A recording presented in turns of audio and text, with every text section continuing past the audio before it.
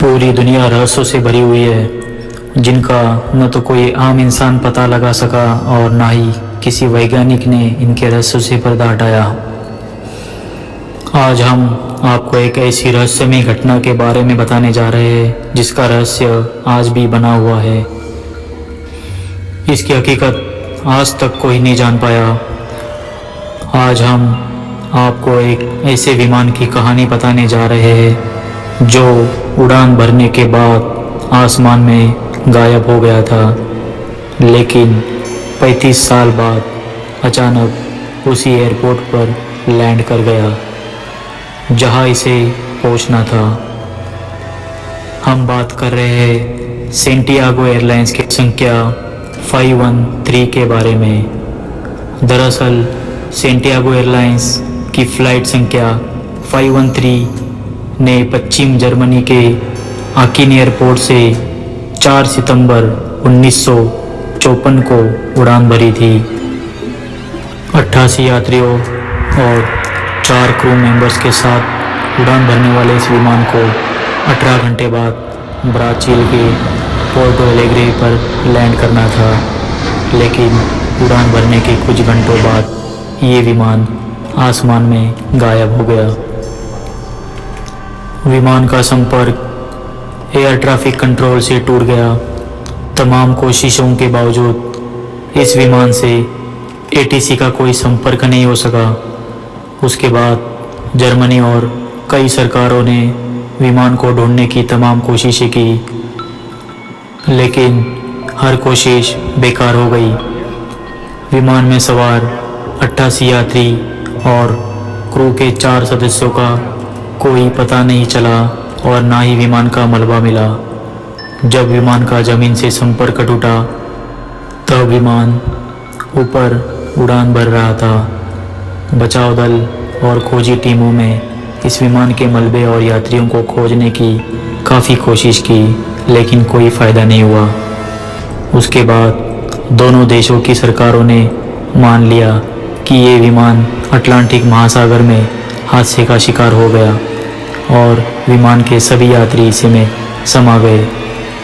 खोजी और बचाव दल ने अपनी रिपोर्ट पेश कर दी और बताया कि विमान अटलांटिक महासागर में हादसे का शिकार हो गया।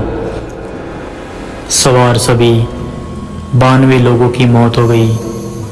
बहुत समय गुजर गया, साल 2 साल 4 साल, लेकिन विमान का कोई सुराग नहीं मिला।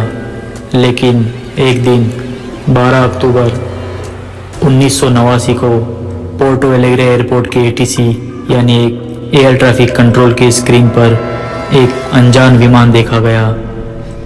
एटीसी ने विमान के पायलट से संपर्क करने की कोशिश की, लेकिन विमान के पायलट की ओर से कोई जवाब नहीं आया। ये विमान तेज़ी से एयरपोर्ट की ओर बढ़ रहा था। ये सब देखकर एयरपोर्ट के अधिकारियों में हड़कंप मच गया, क्योंकि विमान तेज़ी से एयरपोर्ट के रनवे की तरफ आने लगा, जबकि विमान के पायलट ने एटीसी से विमान को लैंड करने की इजाज़त भी नहीं मांगी थी। एटीसी ने जल्दी से उस रनवे को खाली करा दिया जिसकी ओर ये विमान आ रहा था। थोड़ी देर में विमान ने रनवे पर लैंड कर दिया।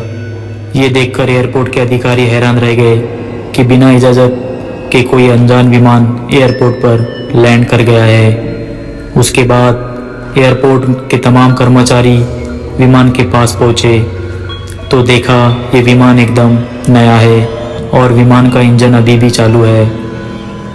एयरपोर्ट के कर्मचारियों की नज़र जैसे ही विमान के ऊपर के हिस्सों पर पड़ी जिस पर उस एयरलाइंस का नाम लिखा था, जिस एयरलाइंस का ये विमान था, ये विमान उसी सेंटियागो एयरलाइंस का था जिसका एक विमान 35 साल पहले अटलांटिक महासागर के ऊपर से गायब हो गया था। ये देखकर एयरपोर्ट के अधिकारी घबरा गए, क्योंकि ये एयरलाइंस हादसे के 2 साल बाद यानी साल 1956 में बंद हो गई थी। उसके बाद कुछ कर्मचारियों को विमान के अंदर भेजा गया, लेकिन जैसे ही कर्मचारी विमान के अंदर पहुंचे, अंदर का नज़ारा देखकर उनकी चीख निकल गई, क्योंकि विमान की सीटों पर इंसानों के कंकाल बैठे थे। उन्होंने सीट बेल्ट भी लगा रखी थी। उसके बाद कुछ अन्य कर्मचारी को विमान के अंदर भेजा गया उन्हें भी वही नज़ारा दिखाई दिया। उसके बाद विमान के कॉकपिट का दरवाज़ा खोला गया तो सबसे हैरान करने वाला नज़ारा देखने को मिला, क्योंकि विमान के दोनों पायलट भी कंकाली थे। एक ने विमान को कंट्रोल करने वाले हैंडल को पकड़ रखा था। पहली बार इस विमान की लैंडिंग की कहानी वीकली वर्ल्ड टैब्लॉयड मैगजीन में 14 नवंबर 1989 को छपी थी। इस कहानी को छापने वाले पत्रकार थे इरविन फिशर। जब इरविन फिशर ने इस कहानी को छापा तो तमाम लोगों ने इसे सच मानने से इनकार कर दिया, क्योंकि ब्राज़ील सरकार ने भी इस बारे में कोई जानकारी नहीं दी थी। लेकिन ऐसा माना जाता है कि सरकार इस रहस्यमय विमान की लैंडिंग की कहानी इसलिए किसी को नहीं बताई कि कहीं लोगों में भय पैदा न हो जाए। लेकिन आज तक कोई नहीं जान पाया कि आखिर सच्चाई क्या है।